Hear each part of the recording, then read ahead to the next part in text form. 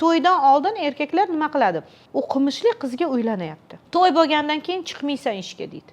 To'ydan oldin va'da bergan, to'ydan oldin aytgan, ishlaysan, xo'p, mayli, bu albatta rivojlanasan, ishlaysan deydi. Chunki bilib olyapti shu qizni.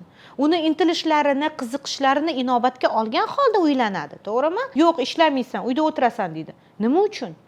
Siz va'da berdingiz. Aslida ayolni o'stirish bu o'zingizni munosabatlaringizga qiladigan eng katta investitsiyangiz. Chunki sizni o'sgan, rivojlangan, bilim olayotgan ayolingiz ertaga sizni farzandlaringizga, ya'ni sizni naslingizni aqlli qilib o'stiradi. Sizga bu narsa muhim emasmi?